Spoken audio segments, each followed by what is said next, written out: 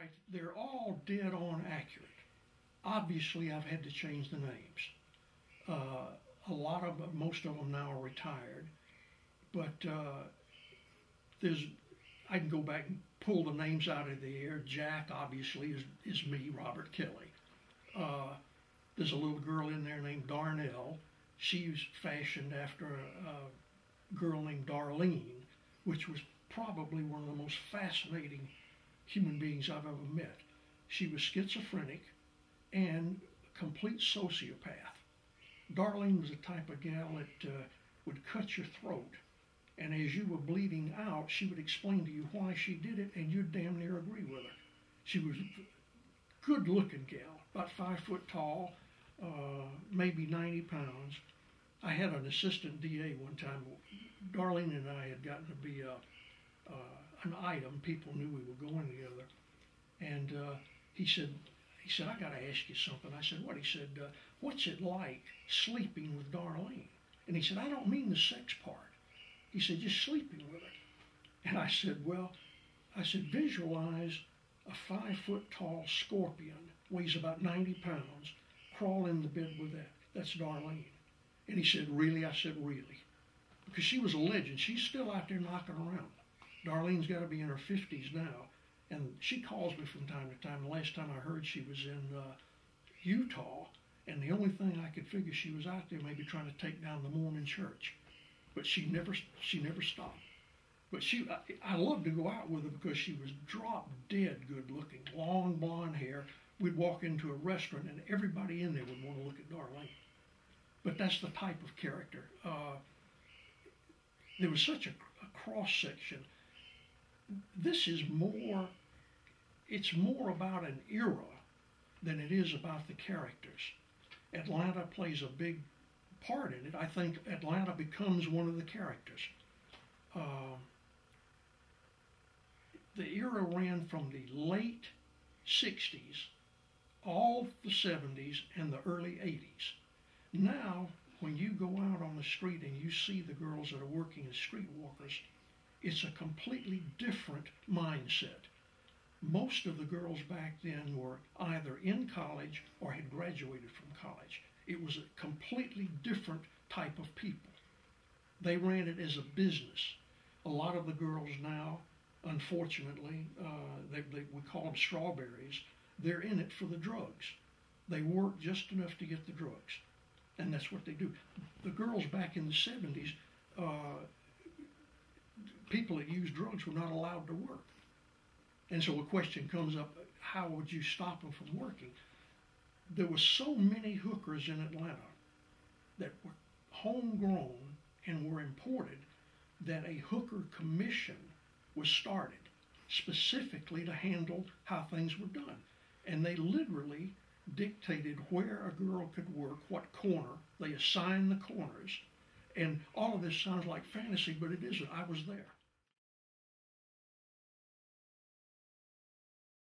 Okay, they weren't appointed, they were elected. They were elected to office. One of our leads is a gal named Alex. Her stage name is Alexandria. And she, like most of the girls, were schizophrenic because you would be talking to one of them and you could see the eyes change.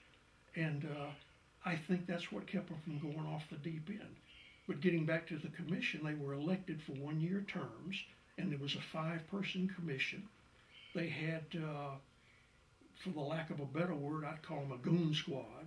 They enforced the edicts of the commission. And it was very strictly segregated, not by race or religion. It was segregated by the way the girls worked. If they wanted to work on Peachtree, they would start them off down on the south side on what used to be Stewart Avenue. Now it's called Metropolitan Parkway. I think the politicians changed the name figuring maybe it would upgrade it, but it's still an excellent place to get shot. It was then and it is now. But they would migrate. And the hot corner, the primary corner was 5th and Peachtree. And the cutoff line was on about 3rd because once you pass 3rd heading south, you get into the Fox Theater. And there was no way that they could work in front of the Fox Theater. The character that you're going to play, Alan, he was a beat cop at that time. And he was smart because he knew a lot of cops that don't understand it or not really thinking ahead. That was a tremendous source of information for the police department, because you've got hundreds and hundreds of eyes out there and ears, and they hear things. And the girls would let them know about robberies that were going down, all kinds of stuff. So the cops had a working relation with the working girls, and they would let them work because of the information they were getting out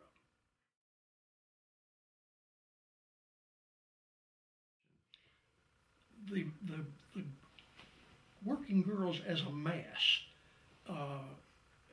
I practiced criminal law for about 30 years, and during that time I represented over 200 of the most successful working girls in the United States and a few in Canada.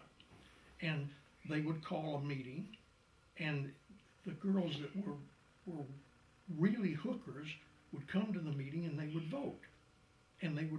But the commission were the ones that voted on the specific items, not the mass, because they would have never gotten anything accomplished. And the first meeting that was held was in the basement of the Peachtree Manor Hotel, and that's where the El Morocco was. And a little side story about that. Darlene went to work when she was about 14 years old. And at that time, I think you had to be 21 to get into a club or to buy a drink. I think it's been lowered now to 18. But she had her birthday, and they decided to throw a birthday party at the El Morocco. So they brought the cake in with the candles and all of this, and there was a doorman that worked at the El Morocco, and he was Samoan. Great big guy, probably weighed 350, 400 pounds. And they brought the birthday cake in, and it had the 18 candles on it. And I saw a Samoan turn chalk white, because what he realized was Darlene had been working that bar for damn near 5 years and was underage. And they could just see the liquor license flying out the window. So she had her 18th birthday to say, look, I'm legal now, but all those years she hadn't been.